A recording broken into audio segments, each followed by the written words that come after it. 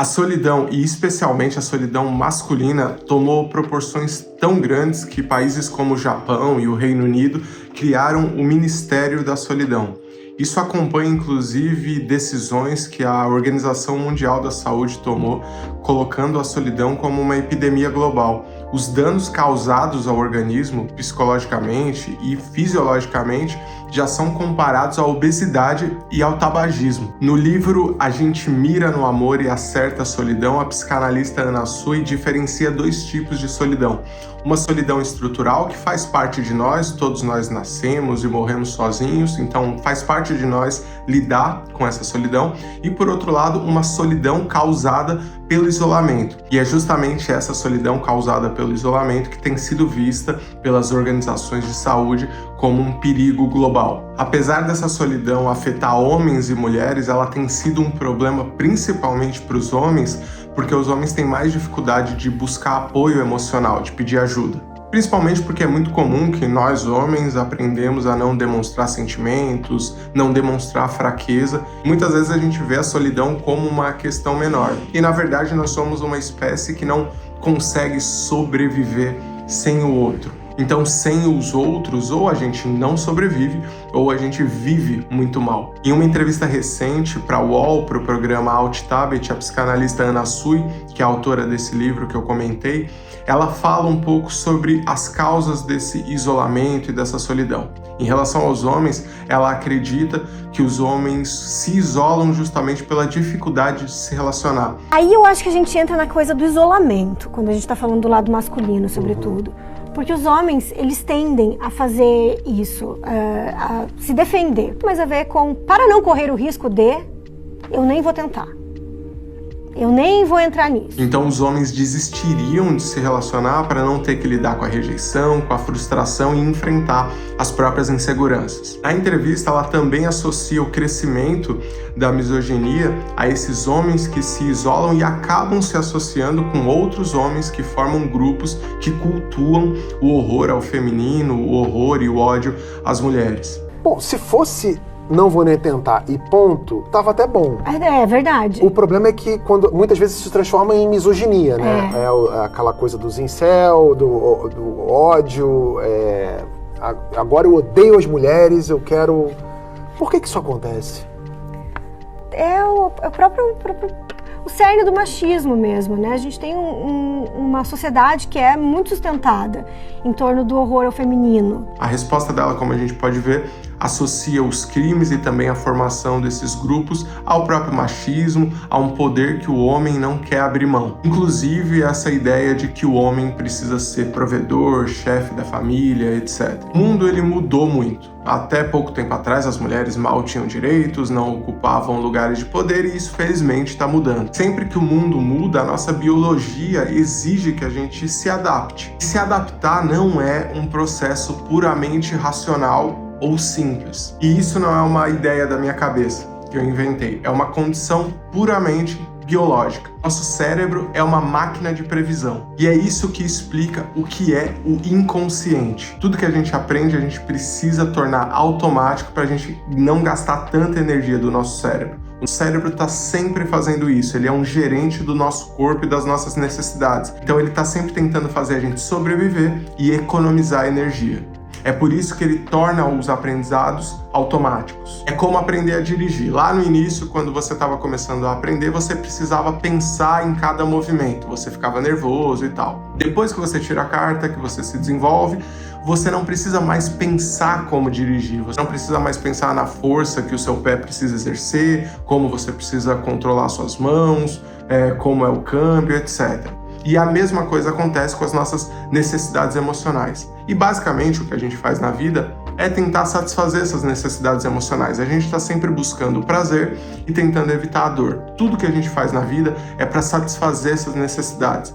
Então o nosso cérebro também torna automático a forma com que a gente vai satisfazer, por exemplo, as necessidades que a gente tem de amor, de proteção. Nós programamos desde a infância, principalmente, as formas com que a gente vai se relacionar com as pessoas, que a gente vai conseguir namorar, que a gente vai conseguir respeito da sociedade, que a gente vai conseguir se sentir valorizado. Grande parte das respostas que a gente tem, da forma com que a gente se relaciona com as pessoas, são as mesmas há muito tempo. E é muito difícil a gente aprender um comportamento novo. Isso exige um gasto gigantesco de energia do nosso corpo, do nosso cérebro. E os problemas, as nossas doenças, os nossos sintomas, eles surgem justamente quando esse modelo de mundo que eu aprendi, esses aprendizados que são automáticos na minha cabeça, que eu já não penso mais para fazer, eles não batem mais com a realidade. O mundo mudou e o meu aprendizado continua sendo o mesmo. Eu continuo agindo da mesma forma. Quando isso acontece, a gente chama de erro de previsão, ou seja, aquilo que eu espero da realidade não bate mais. É isso que a gente chama de angústia. Geralmente a gente sente um caos mental quando as coisas começam a dar errado, diferente daquilo que a gente aprendeu. E para aliviar esse caos mental, a gente cria mecanismos de defesa. No caso, por exemplo, dos crimes contra mulheres, a gente pode pensar assim, quando um homem é rejeitado, ou seja, quando aquele modelo de mundo que ele aprendeu já não bate mais com a realidade, as mulheres já não se interessam mais por ele, ele vai ter um gasto de energia muito menor se ele, por exemplo, associar que a culpa, que a responsabilidade do porquê ele foi rejeitado é do outro e não dele. Se ele precisar mudar ele mesmo, o gasto de energia é gigantesco. Como eu falei, o nosso cérebro é essa máquina de previsão que está tentando economizar energia e te fazer sobreviver. Então ele vai priorizar sim se manter num padrão antigo. Então o mecanismo de defesa faz com que você acredite que o problema está no outro para justamente isso, você economizar energia e sobreviver. Então nesse caso a misoginia, a formação desses grupos, elas não seriam necessariamente a causa, mas seriam os mecanismos de defesa de cérebros desesperados de não conseguir mais atualizar o seu modelo de mundo. Obviamente, isso não inocenta as pessoas que cometeram crimes, mas hoje a gente já tem ferramentas muito sofisticadas e muito eficientes para elevar o debate da psicanálise e conseguir tratar esses assuntos da forma que eles merecem e conseguir realmente trazer mudanças para o mundo que a gente vive. Outro ponto que eu acho que fica um pouco confuso na entrevista é quando se mistura os criminosos frios, que são, por exemplo, os narcisistas malignos, que são essas pessoas que vão dar seus jeitos de cometer seus crimes, independente de ter lei ou não, e os outros grupos que não necessariamente são criminosos. Talvez tenham criminosos infiltrados, mas, por exemplo, como os incels ou os red pills. Os incels, por exemplo, os celibatários involuntários, eles são homens que acreditam que foram excluídos do tal mercado do afeto. Um termo estranho para falar de amor.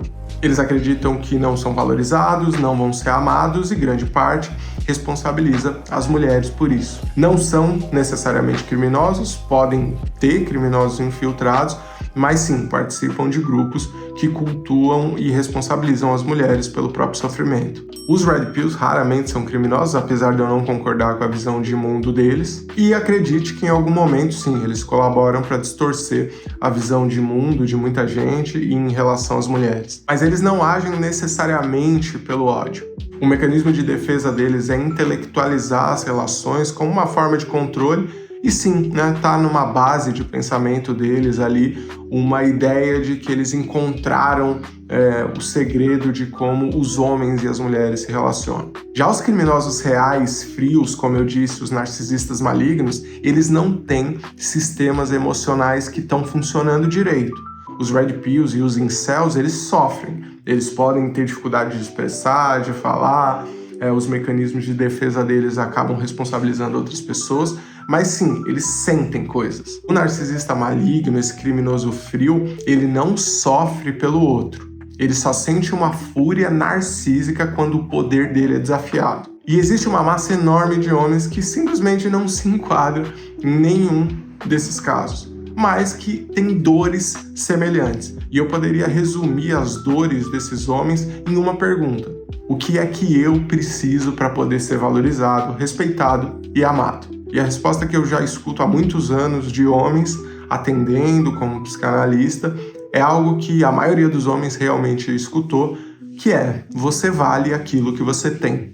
Obviamente eu não gostaria que a vida fosse assim, eu não acho certo, eu não acho que a gente vai conseguir ter uma vida minimamente saudável dessa forma, mas é o que a maioria esmagadora dos homens aprendeu. Diferente do que parece, por mais que a gente muitas vezes, os homens gostem de falar dessa ideia de gostar de ser o provedor, o macho e tal, isso é um fardo. Muitas vezes fingem se orgulhar disso, mas eles sabem o custo que isso tem. Custo, inclusive, de não poderem parecer fracos, de não poderem desistir, de não poderem mostrar sua fragilidade, suas inseguranças e muitas vezes pedir ajuda. Eu, inclusive, escuto há muito tempo o sofrimento de homens que falam não só deles, mas de homens das suas famílias que, infelizmente, chegaram até o último dia das suas vidas, literalmente, sem conseguir pedir ajuda.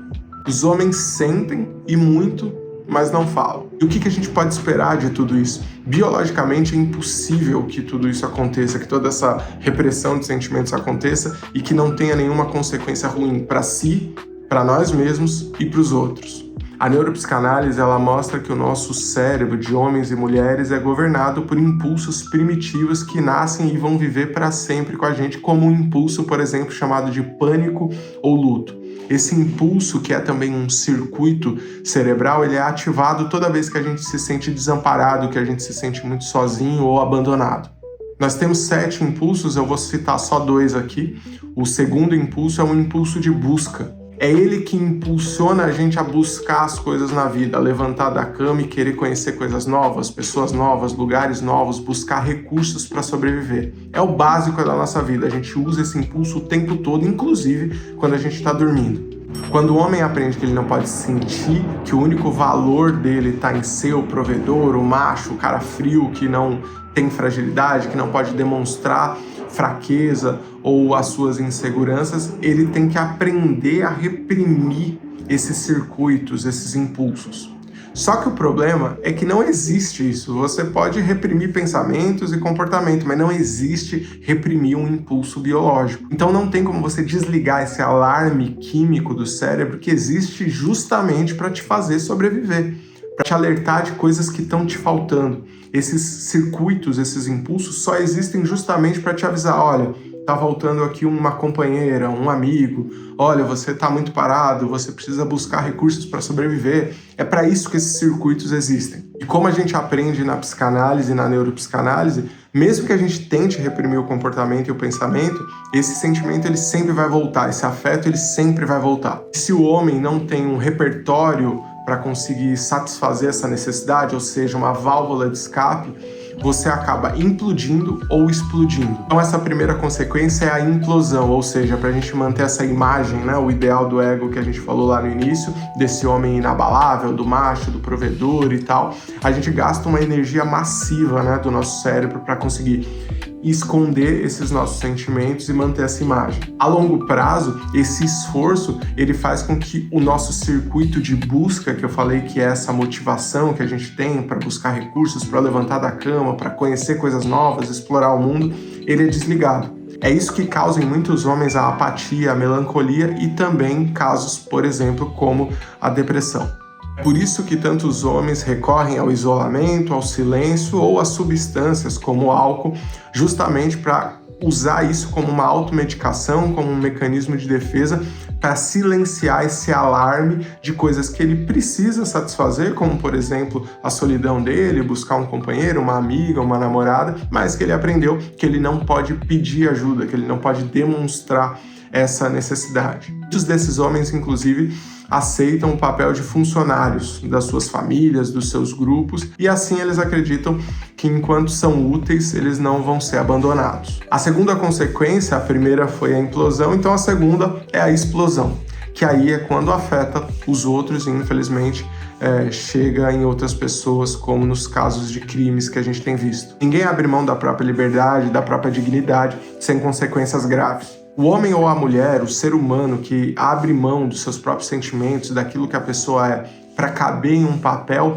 vira um reservatório de raiva. No caso desses homens, principalmente nos crimes que a gente tem falado, eles passam a usar as suas relações como espelhos que precisam refletir a grandiosidade e a forma com que eles acreditam que eles precisavam ser valorizados e tratados.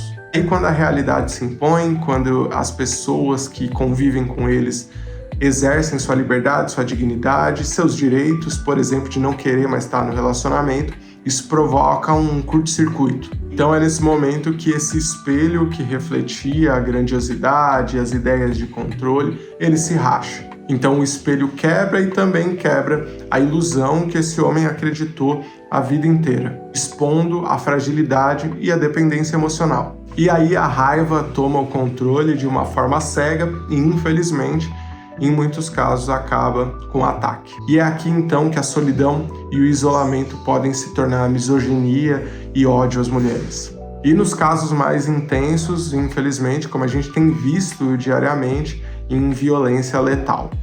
É isso, espero que tenha sido um vídeo interessante. Eu ainda vou falar muito sobre esse assunto aqui no canal, então segue, compartilha, manda para os seus amigos. É muito importante que essa mensagem chegue nas pessoas e que a gente converse cada vez mais disso. Se a gente quiser ter um ambiente, né, uma vida aí minimamente legal, saudável e salvar vidas aí, né, tanto dos homens quanto de mulheres. Espero não ter ofendido ninguém e colaborado para o debate.